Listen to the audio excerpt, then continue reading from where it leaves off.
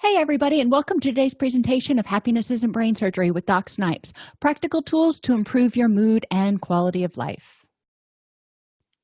Today, we're going to be talking about psychological flexibility. First, we're going to define it, and then we're going to explore how to apply it to help you live happier.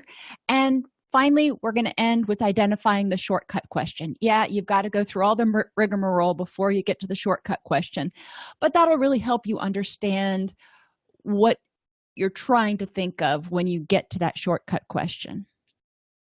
So let's start at the beginning. What is psychological flexibility?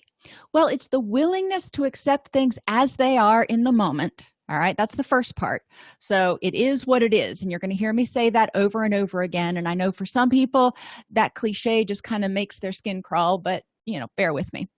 So your willingness to accept things as they are in the moment and make a conscious choice to act with effective purpose. So that means not just reacting and mindlessly doing whatever you want to, but stopping and going, okay, what is the best choice I can make in this moment? And choosing behaviors, thoughts, and feelings that move you toward a rich and meaningful life. So the first thing we're going to talk about is really thinking about what creates a rich and meaningful life for you.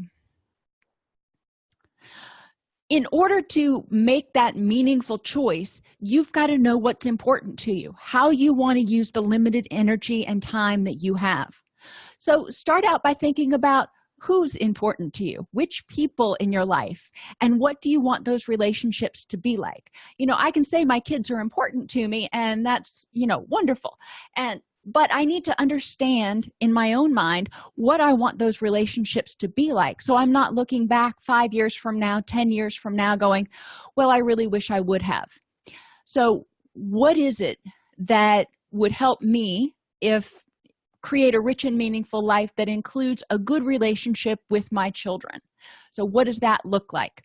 So then when I choose reactions and actions and behaviors henceforth and forevermore, I can ask myself, is this something that is going to take away energy from having that good relationship with my children, or is this something that is going to somehow help me improve my relationship or continue to have a good relationship with my children? So we need to know who's most important to you and what you want those relationships to be like. We also need to know what events and things and experiences are meaningful to you. Work is not necessarily meaningful to everybody. For some people, work is a means to an end. So what is that end? Why do you work? For other people, work is something they do because they love it, and going to work is important to them, and having a meaningful career is important to them. For some people, their health is important to them. For other people, not so much. Some of us are going to the gym 5, 6, 7 days a week, trying to eat healthfully, do that kind of thing, because our physical health and our energy is really important to us. For other people, that's not as important to them. And personal growth, that's something else we want to look at, and that's a really broad topic. But what things, when you see a rich and meaningful life, when you see you living in this state of perpetual happiness, what kinds of things are you doing? You're probably not stagnant. For me, I love gardening. So gardening is important to me. Animal husbandry, taking care of my farm animals, is really important to me.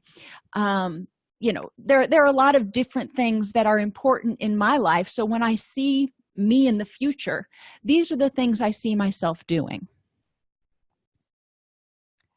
The second part, if you will, of clarifying what a rich and meaningful life looks like to you is identifying the values that describe you and describe what you do. And I tell people, think about 5 adjectives that you want people to think of when they think of you. If they're going to introduce you, if they're going to do your eulogy, whatever you want to look, whichever way you want to think about it. But what 5 values do you want to embody? And I gave you a list of several here, from achievement, altruism, assertiveness, commitment, compassion, loyalty, discipline, effectiveness. There's tons of them. You can Google values or virtues, and you can find lists, the 50 top virtues or the 100 top virtues. And you can go through and pick out the 5, and it's hard to narrow it down to 5 that are most important.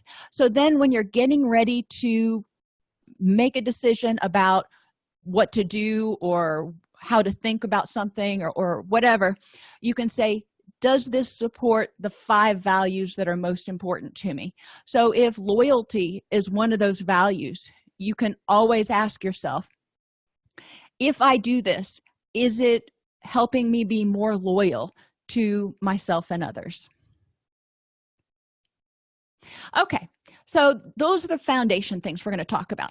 Psychological flexibility really encourages you to identify that destination happiness.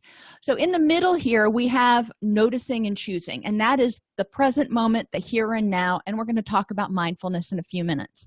So you notice how you're feeling and what's going on. It is what it is. You don't get upset about it. You just notice. If you're angry, you notice that you're angry. If you're happy, you notice that you're happy, etc. And then you choose what to do next. And one of the things we say a lot in dialectical behavior therapy is, how can I improve the next moment? So noticing and choosing how I am right now. It is what it is. I can't change it, but I can improve the next moment, or I can make the next moment worse. So I can either move towards distress and diversion, or I can move towards my goals and values. It's my choice. So once I notice and choose, then I can decide which behaviors are most helpful to me, the best way to use my limited energy. You don't have unlimited time or unlimited energy. Do you want to waste your time fighting with somebody on Facebook or standing around on hold with the cable company? Or do you want to choose something else? So define your destination. Goals and values. For me, a happy, healthy family, and values such as being dependable, loyal, compassionate, and successful. Those are things that are important to me. So when I choose my behaviors, when I choose my reactions, I ask myself, will this help me move more towards what's important to me? Activities that I can choose that divert me and just waste energy are getting caught up in other people's drama. I've learned the saying, not my circus, not my monkeys, and I say it regularly. Or trying to change things I can't change. And this one's not so much me. I see it a lot in my son. He gets really upset about politics, or he gets really upset about what other people do when it seems illogical to him.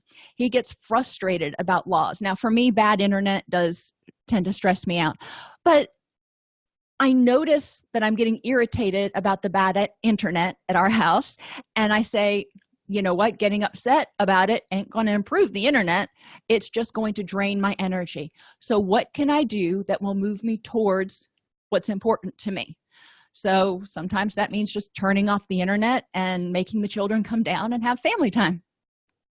So my point is, we all have things that we do that waste our energy, and it's important for us to recognize those and try to minimize them. We're not probably going to eliminate them, but try to minimize them. So most of our energy is devoted towards moving us toward our final destination.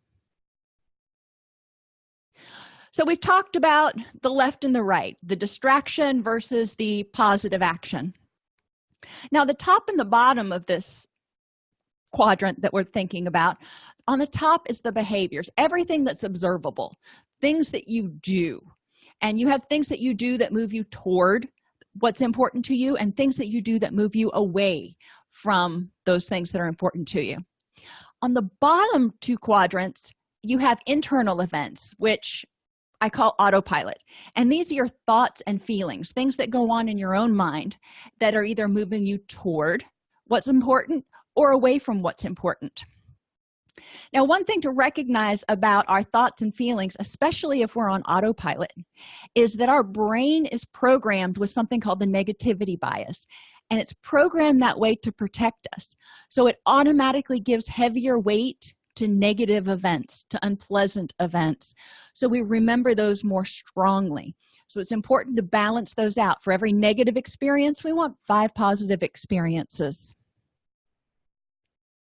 So let's look at the autopilot or negativity bias. When something happens and you notice that you're getting upset, you notice that you're really angry, well, one thing that you could do, behaviors you could do that would move you away from your goals likely, would be eating or drinking to make yourself feel better, or attacking back at the person. A lot of times attacking back is a futile effort.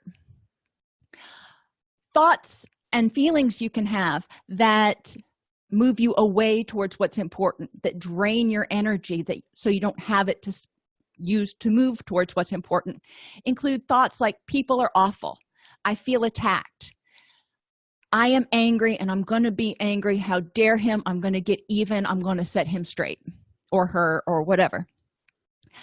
Remember, feelings are normal. Feelings are our body's way of going, hey, you might want to check this out. Happy feelings say you want to do that again. Unpleasant feelings are your body's way of saying, hey, there might be a problem. It doesn't mean there always is. So you notice when you have those feelings, you say, thank you, Mr. Amygdala, for alerting me that there might be a problem, and then you choose. It's when people get stuck in those emotions, when they hold on to those emotions, when they nurture those emotions, that it just sucks their energy dry. So, psychological flexibility summary, and we're going to apply this, so don't, get all stressed out because we haven't gone through the nitty-gritty yet.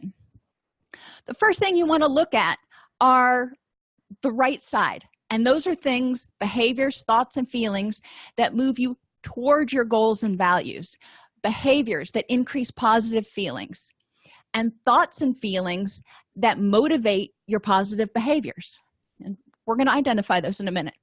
On the left side are behaviors that move you away from things that are important to you or drain your energy so you don't have energy to do the things that would move you towards what's important to you. If I use all my energy up getting angry and punching a wall, then I'm not going to have that energy to spend making dinner and spending it with my family or something.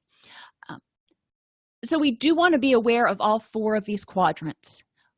All of us have things in all 4 quadrants. It doesn't mean they're bad. It just means they're different ways of responding, and you have the ability to choose. So step 1, it is what it is. Become mindful. So pretend you're a fly on the wall, or you're a scientist, or if you're a Star Trek Next Generation buff, you're Data, the android. You're curious, you're objective, and you're non-judgmental. It is what it is. You're not saying, I shouldn't feel this way, or I should feel this way. You feel how you feel, and this is why. So curious, objective, and non-judgmental. As soon as you start trying to judge your feelings or judge yourself, that's when you start getting stuck. So just accept it. Bring full awareness to your here and now experience regularly by asking yourself, how do I feel? What are my thoughts, wants, and urges at this moment? And what physical sensations am I experiencing? I suggest people do that multiple times a day, especially at each meal. It's easy to remember to do right before a meal. But when you start getting upset or when you start feeling stressed, you can do it. My dog Brewster is extremely sensitive to human emotions. So when I start talking in what my kids call, quote, angry voice or stressed voice, he loses his mind, and I can hardly notice the difference in tone or speed of my voice or whatever it is he picks up on. but he notices. So whenever Boo Boo starts to act out, that's a cue to me to check in with myself and go, how do I feel? What am I doing? What am I experiencing? And is this the best choice to make to help me move towards my goals? So Brewster's like my biofeedback mechanism. Once you've asked those things, then it's time to get into your rational or reasonable mind. And when we're upset, you check in with yourself, you're angry about something, it is what it is, okay. But sometimes it takes a few minutes to get out of that emotional mind, to de-escalate yourself. And it takes longer for some than others. So during this period, before you react, use distress tolerance skills in order to get back into that wise mind. And that's the objective, non-judgmental mind that we were talking about earlier. One of the ways you can do this is by just stopping and describing the environment. The smell, the temperatures, the colors, the objects you see, people, sounds, etc. You can say, I see blank, and it reminds me of blank. So you're getting into the moment, you're getting regrounded. You can find one object and focus exclusively on it. You can distract yourself by doing something that brings out the opposite emotion. There are a lot of different distress tolerance skills that you can use.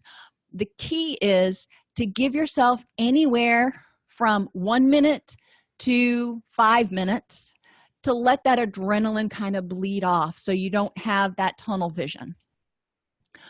Once you've gotten full awareness to your here and now, you've kind of calmed down a little bit, identify alternate thoughts, feelings, and actions that you could use to address the issue that would get you closer to your goals. So you get online and you read some news story that just gets under your skin and you're so triggered and so frustrated. All right, well, does getting triggered and frustrated and starting to flame in different posts and stuff, does that do any good? Most likely not. Most likely it's not going to change anything. Most likely the only thing it's going to do is use a whole lot of your time and energy. So what are other things you could do to address that issue?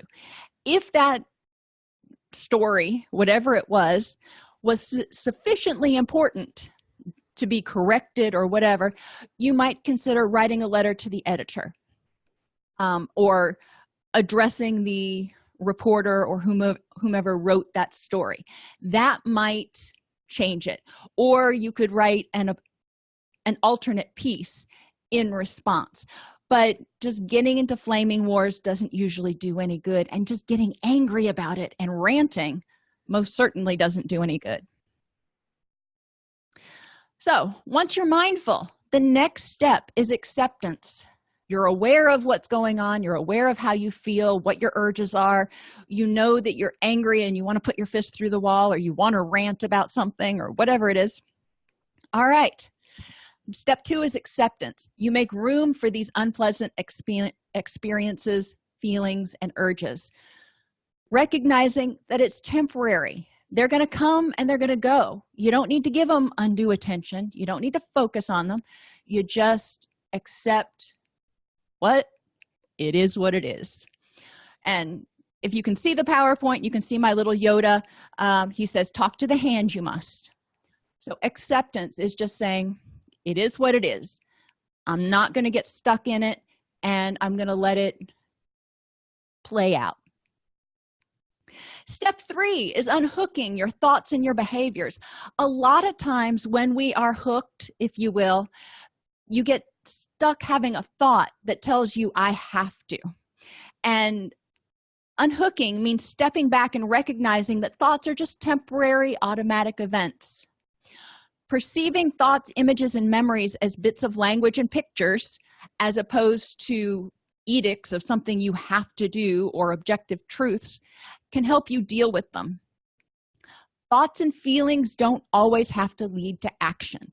And this is one of those things that I do every single night, because I watch TV at night when I'm starting to wind down.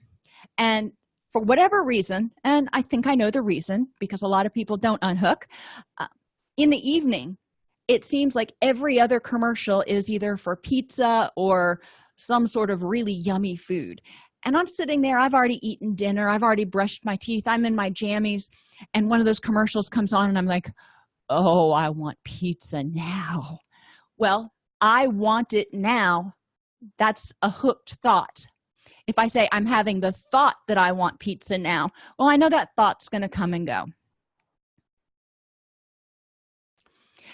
Think of a behavior that you automatically do when you get stressed or angry. Some people drink or use drugs. Some people withdraw. Some people lash out. Some people eat. What is it that you do? How can you take a pause between when you get stressed or angry in order to become mindful and make informed, committed decision to choose behaviors that will move you towards your ultimate goals? One of the things I do, for example, with food is when I get stressed, I tend to eat for self-soothing, which is not a good reason to eat. One of the things that I do is I force myself to write in my nutrition diary. I force myself to log everything I eat. That makes me pause. And that makes me pause to go, am I really wanting to eat bad enough to get my mobile device and log into the app and try to log all that? No, I'm too lazy. So that thought and that urge passed as soon as I took the time to think about whether I really wanted to go through all the effort. So do you want to pause? My grandmother used to brush her teeth right after she would eat dinner or eat any meal. And then before she would eat or drink anything else, the thought occurred to her, do I really want to have to go brush my teeth again? Or am I fine? So there are things that you can do and situations that you can create that force you to pause between having a thought to do something and actually doing it. When you pause, it gives you a time to really evaluate, is this how I really want to use my energy? Is it worth the effort? So, back to pizza again. Think of a negative behavior, like sitting in bed at 9 o'clock and thinking, I need to have pizza right now. I need that. I need a snack. Think about it, believe it as much as you can, and notice how it affects you.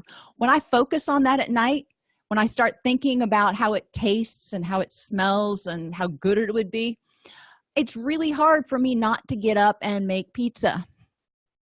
But if I say I'm having the thought that I need to have pizza, then I recognize it's just a thought. It's just a thought that was triggered by that commercial.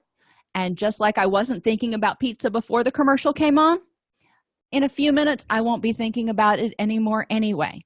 So when I say I'm having the thought that, it reminds me that I don't need to do anything. My thoughts do not have to lead to action. Another example of unhooking is our negative self-judgments. Think of a negative self-statement that you tell yourself regularly, such as, I'm stupid, or I'm fat, or I'm lazy, or I'm whatever. Think about it, believe it, notice how it affects you. It's probably pretty awful. Now, insert the phrase, I'm having the thought that I'm stupid, I'm ugly, I'm whatever. If you're having the thought that something bad about yourself, that you're stupid, we'll stay with that one. Notice what happens.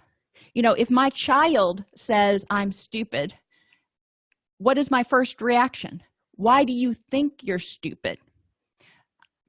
That's separating who she is from her thoughts. Why are you having the thought that you're stupid right now? And that focuses it on what's going on right now in the moment. And it gives you a little bit more control over what's going on.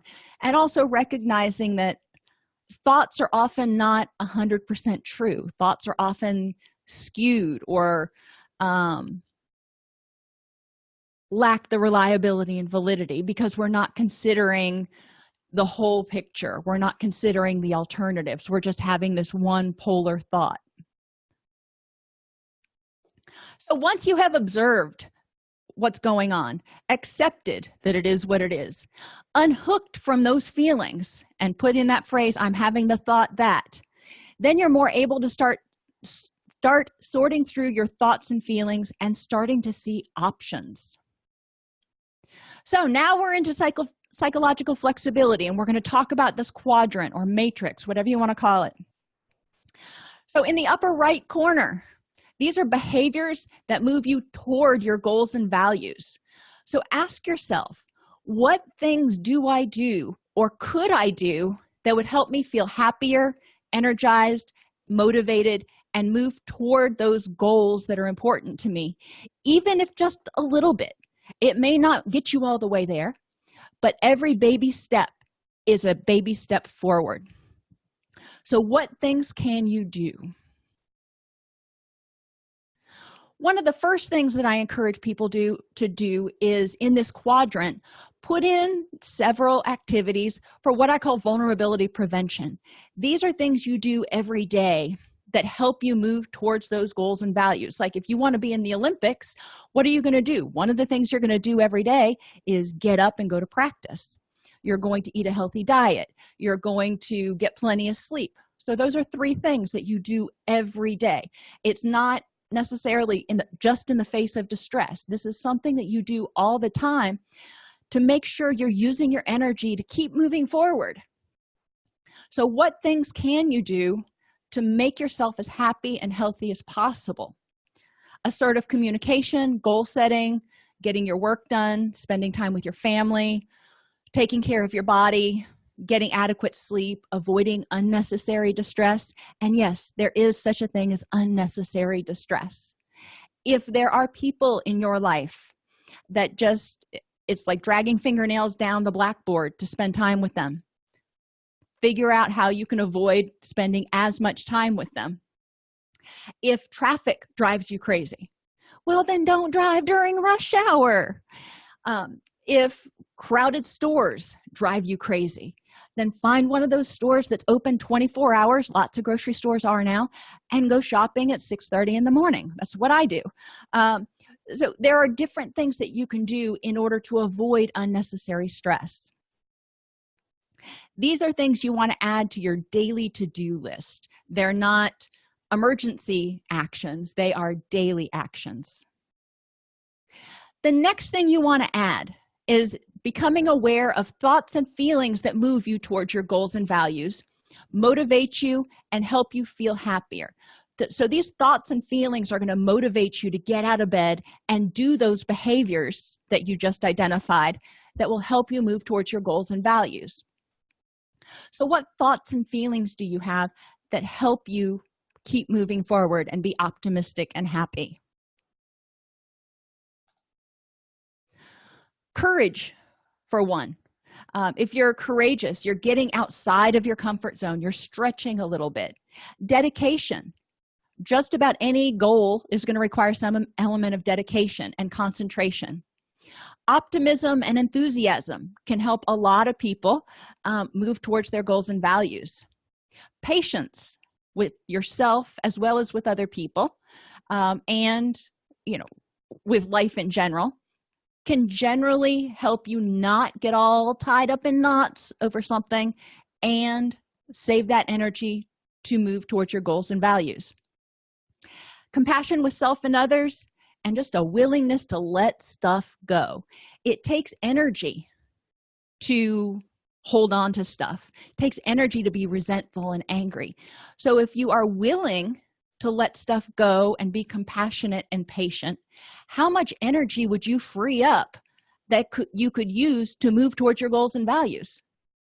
Think about driving a vehicle, and we live on a farm. So when we hook up a trailer to the back of the vehicle to go get straw, it uses a whole lot more gas than it does when we're driving without the trailer. Well, all the negative internal events, those thoughts and feelings, the anger, the resentment, all that stuff, if you hold on to that, if you hold on to stuff, if you are critical of others instead of compassionate and impatient, it's like driving around with that big old trailer hooked to the back of your car. it's going to drain your energy. Instead of having gas to continue to go on your journey where you want to go, you're going to run out of gas sooner. Okay, so we've talked about what to do in order to give yourself the best shot to use your energy on a daily basis to move towards your goals and values. Now let's talk about what we do that moves us backwards, that trailer, so to speak. So you notice and choose, and you notice that you're feeling upset. So we're going to identify some behaviors that you do that move you away from your goals and values, or use your energy in ways that do not help you move toward your goals and values. Make a list of things that you do when you get stressed, angry, lonely, depressed, any of those unpleasant feelings that keep you from moving forward. Some people sleep, some people drink, some people do drugs, some people yell, some people create drama, whatever it is that you do. Some people just get on Facebook for hours on end. What is it that you do? And then identify other behaviors in your life that you regularly do that prevent you from moving toward your rich and meaningful life, like poor time management, lack of sleep, poor nutrition, disorganization. Any of these things that cause you to use energy inefficiently or unnecessarily are away behaviors. And if you try to start eliminating some of those, you're going to free up a bunch of energy to move toward where you want to go. So those behaviors that can move us away: sleeping too much. When you sleep too much, it throws your circadian rhythms out of whack. It makes you actually feel more tired, and you're losing a lot of time just to sleep. Avoiding life by being a couch potato. I did this last night. I had a stressful day, and I ended up getting sucked into a series on Netflix, and before I knew it, it was midnight. I go to bed at 8 o'clock. And it was midnight, and I was still watching this television series. I'm like, okay, I got to turn the TV off. So, that was not a lot of energy, but that was a lot of time that I spent that I could have used elsewhere. Self-soothing with food, lashing out, being impatient, irritable, or self-handicapping. And this is something that we do in order to avoid criticism. For example, when you have a project due, if you put it off to the last moment, that's self-handicapping because you're giving yourself an excuse. If it doesn't go right, then you have an excuse for why it didn't go right. So you're preventing rejection in some kind of weird sort of way. So let's take an example of using this not for just general day-to-day health and happiness, but to deal with a problem. So imagine you've got a chronic illness like Crohn's disease or some sort of chronic pain, and you wake up in the morning and you notice that you are in pain and you don't feel well. So what behaviors could you do? You could stay in bed, you could drink, you could use pain pills excessively, you could lash out at others for not understanding how bad the pain is. You could get angry because you're in pain. There's a lot of things you could do. But do those help you move towards those things that are important to you? Probably not. It actually probably pushes a lot of those even further away. So what could you do instead? You wake up, you're having a bad day. You can feel it. You can make sure that you maintain good sleep habits. That day, even though you're feeling off, you can eat healthfully. You can do your physical therapy exercises. You can focus your attention on things you can control. Get support from helpful friends. Set small, achievable goals. Some days when you're in pain, you're not going to get everything done. It's not an A day. But it doesn't mean you can't get anything done. So set small, achievable goals. Use distress tolerance activities. Some days I'll have really bad back pain and it's frustrating. But one of the things that I found is if I don't dwell on that, if I distract myself, it can help me get focused on something else and not focus on that pain. And you can add happy triggers. And what I mean by that is putting up pictures, putting smells, whether you use the little wax tarts or sprays or whatever, in your environment that make it comfortable, that make it pleasant, that reminds you of happy times. Does it make the pain go away? Not completely, no.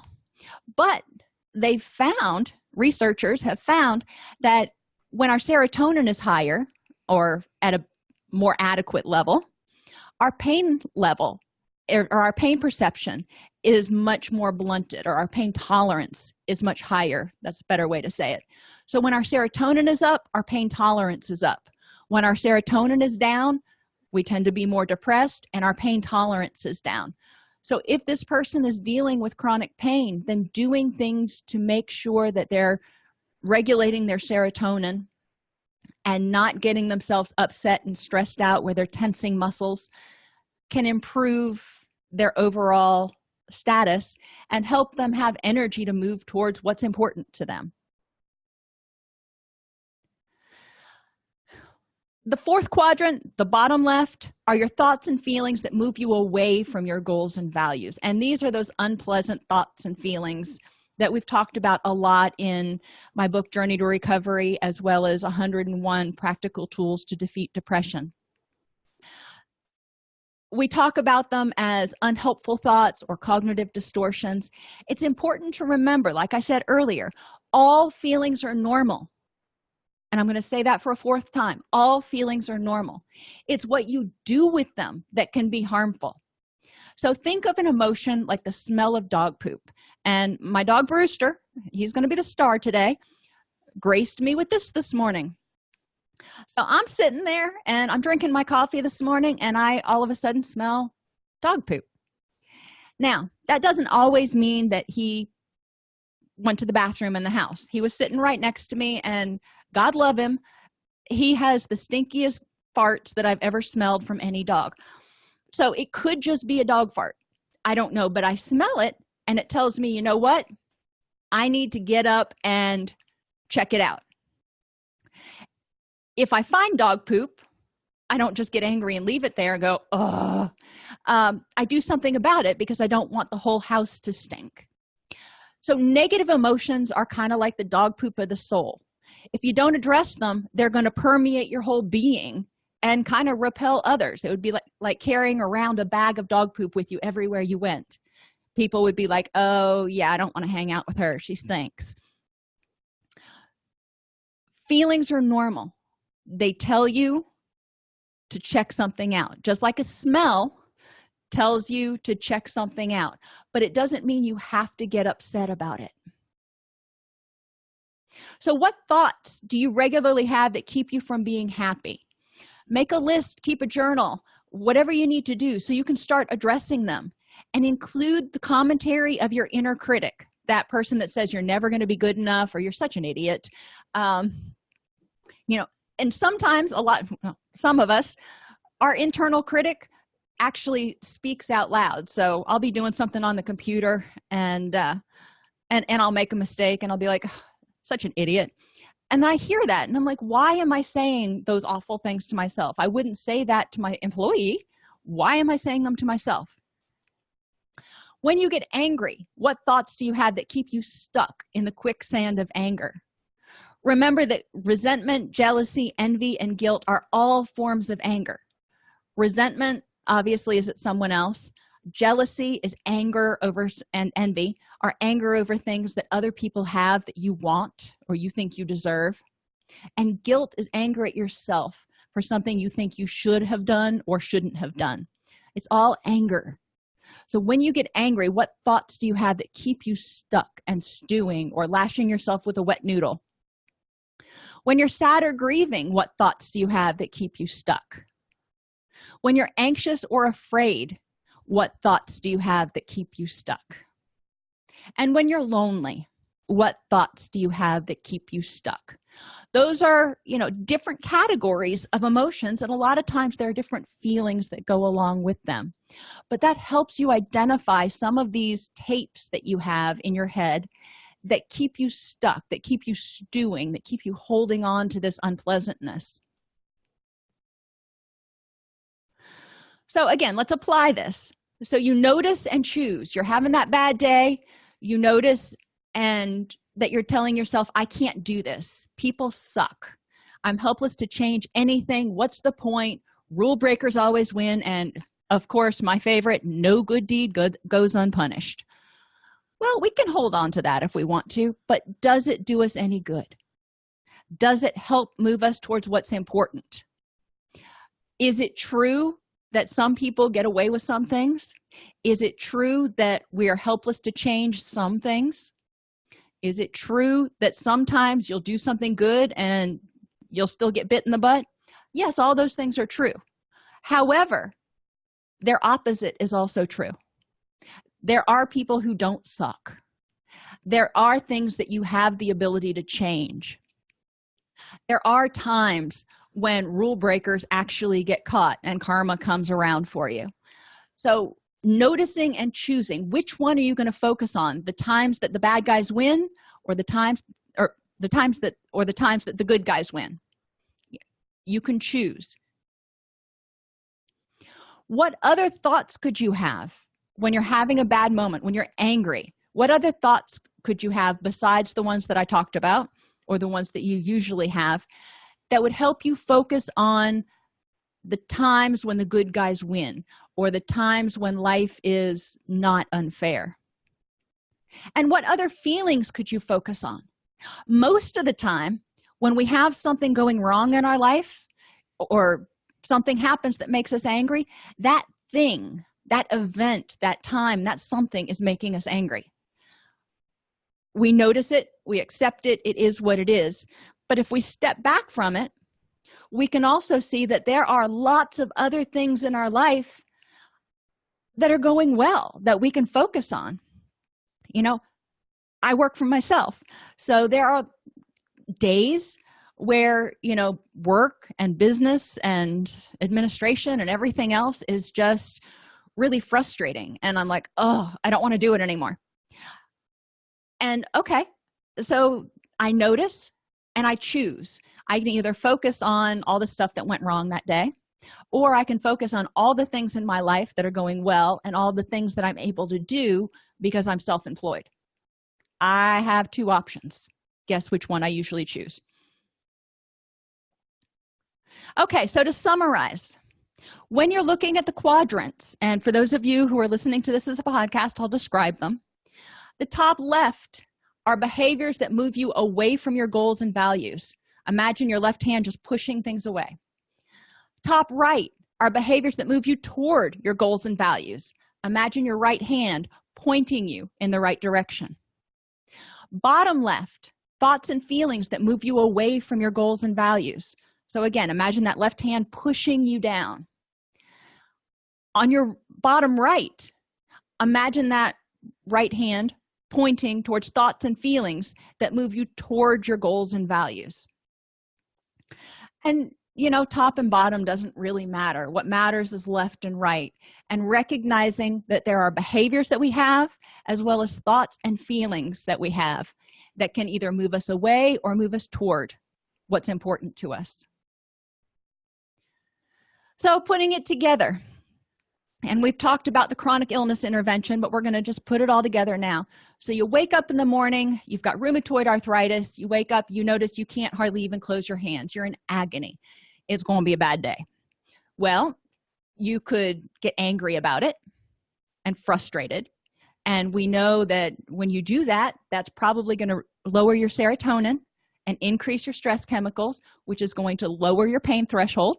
So that's not going to help, but I digress. You notice and you say, okay, it is what it is. I have choices. I can call in sick, stay in bed, get drunk, take some pain pills. Please don't ever do that. It's dangerous, but we're hypothesizing. And I can just lash out at everybody else this morning because they're wanting things from me and they just don't understand how much pain I'm in. Okay, you could do that. You can have feelings and thoughts that you're helpless, you're hopeless, this pain's never going to go away.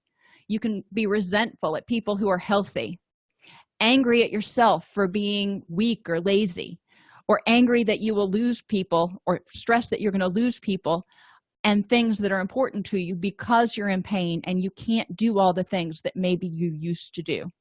And you may even feel guilty because you can't do all the things that you used to do. Well, that's a really unpleasant place to be. Does tying up your energy in all those thoughts, feelings, and behaviors help you do anything that moves you towards your goals and values? So on the other side, you can say, all right, what can I do that will help me improve the next moment? Free up some energy so I can do positive things. So unhook from those feelings. Instead of saying, I have no control, I cannot ever feel any better, saying, I'm having the thought that I'm always going to be in pain.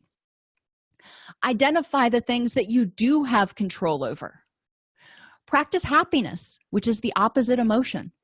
Do something that makes you happy for 10 minutes. And then when that 10 minutes is up, revisit whatever's going on and figure out what to do. Sometimes if I wake up in the morning and I'm particularly in pain or something, I'll just get my coffee and I'll go sit out on the porch and I'll drink that and I'll watch the sunrise. And that helps me kind of get back into that wise mind. Then I can say, all right, what do I need to do to improve the next moment? What's the next step? Other thoughts that you could have include gratitude for what's going well, determination to achieve your goals despite what's going on, and self-compassion. Instead of beating yourself up with shoulds or feeling guilty, being compassionate with yourself that you're doing the best that you can. What behaviors can you do when you wake up and you're having one of those pain days? Continue to have good sleep habits. Don't stay in bed all day because that'll throw your circadian rhythms out of whack, which will throw your serotonin out of whack. Eat healthfully. Eat those anti-inflammatory foods. Make sure to drink plenty of water. Do your therapy exercises. Focus your attention on things you can control. Get support from friends. Set achievable goals. And remember those happy triggers in the environment. So both sides of this quadrant, of this diagram, are probably going to use similar amounts of energy. Which one is a more effective use of energy to help you start moving towards a happy life? So a final example, you do something embarrassing. And I've shared this one with y'all before. I'd just come back from maternity leave, and which is irrelevant. But the bathroom where I used to work for the staff, we didn't have a staff bathroom. We had to use the bathroom up front, was in the lobby. And so I went into the lobby and I used the bathroom and I came out. Well, lo and behold, I had tucked my dress into the back of my stockings. So I was walking around showing everybody my tuchus. Well, that's not such a happy thing. I was mortified. So I noticed what was going on and I felt mortified. I noticed that I was having the feeling that I was mortified. What could I do? Well, my knee-jerk reaction, I wanted to leave work, hide in my office, go get something to eat, and get defensive at anybody who dared mention it. That's what I wanted to do. That was my automatic knee-jerk reaction. My automatic thoughts, I was embarrassed, I felt stupid, and I felt like I wanted to hide. That's not uncommon. But I thought to myself, does this do any good? No, it really doesn't. So my alternative behaviors, I could continue with my day and serve my clients and do what I was being paid to do and just laugh about it if it comes up. I can't take it back, but I also don't know how many people actually noticed. And sometimes we just have to laugh at ourselves. It's easier than getting angry at everybody else. Laugh at yourself. Remember that other people do embarrassing things. It could have been worse. And I looked at it as a humbler or a compassion grower to remind me that we all do things that we're mortified about every once in a while. And that just happened to be one of mine that has stuck with me for, let's see, my son's 18 now. So 18 years. As I promised you, the shortcut question. You don't have to go through that full quadrant every single time you get stressed out. You want to go through that quadrant and fill in the blanks in order to make the best plan for how to handle distress when it comes up, in order to make the best plan for how to use your energy on the day-to-day basis to most efficiently use it to move towards what's important in your rich and meaningful life. Yes, you want to do that. But on a day-to-day basis, when things come up and stress you out or get you angry or whatever, just ask yourself, are my current thoughts, feelings, and actions moving me closer to those things that are important to me or further away from them? Well, she's 14 now, but even when she was 11, my daughter had the hang of this. And, sometimes she would call me out and I'd get stressed out over something like, the gas bill or something. And she'd be like, Mother, and she always calls me Mother, is getting stressed out about this moving you closer to or further away the things that are important to you? Is there any point in getting stressed out about this right now? Now, when your 11-year-old says that to you, it's kind of a humbling moment too, and you're like, you're right. Okay. My point is, psychological flexibility is not that difficult. Don't make it hard. Don't make it harder than it is. Remember, important points. You feel how you feel in the moment. It is what it is. And you have the ability at that point to choose your reaction. You can choose to do things that are going to maybe make you feel better in the short term, but waste a lot of energy that you could have used excuse me, that you could have used towards move towards your goals. Or you can choose from jump the behaviors that are going to help you move towards your goals and let go of the stuff that's just really irrelevant. So putting it together one more time, those 4 quadrants, behaviors that move you away can be oversleeping or not sleeping enough, overeating, stress eating, drinking alcohol, acting out, aggression, seeking revenge, withdrawal, blaming, smoking. Emotions and thoughts include nurturing anger, resentment, anxiety, stress, powerlessness, or distrust. So nurturing any of those unhelpful, unpleasant emotions. Now notice I said nurturing, not having. Having is normal. Nurturing, not helpful. Constantly feeling powerless, taking everything personally. Everything is directed at you or an affront to you, or having all or nothing thinking. Those are all things that move you away. Things that move you toward your goals are making sure that you're taking care of your body through proper sleep, nutrition, and exercise. Effectively communicating your wants and needs. Don't expect mind reading, but be assertive, not aggressive. Use distraction and distress tolerance techniques when unpleasant things happen, because they do. But just like thoughts will pass, feelings will pass. So tolerating them until you can kind of bleed off that adrenaline and get into your wise mind. Develop coping tools that are effective for you. What works for you to help you feel better? Enhance your problem-solving skills. Try journaling or even just keeping a log. And take personal responsibility for your behaviors and your actions. Instead of blaming others, you made me, you almost always have the choice. There are a couple exceptions where you may not, but generally you have the choice about what you're going to do, and you need to take the personal responsibility for that. That will empower you to take responsibility to choose to improve the next moment instead of taking the easy way out and blaming people when you choose something that moves you away from your goals. And attitudes and thoughts, acceptance, a can-do attitude, willingness to let stuff go and to try and to be open to new ideas, gratitude, hope, faith in yourself and others, honesty, and compassion, again, for yourself and others. Every event is an opportunity to choose thoughts and behaviors that will help you use your energy to move towards your goals and values. Acceptance means accepting without judgment how you feel and the situation as it is, instead of fighting against it. You're stuck in quicksand, it is what it is. We know if you fight in quicksand, you're going to drown. So stop fighting. Accept it is what it is and figure out, okay, what is the next step I need to do to improve the next moment?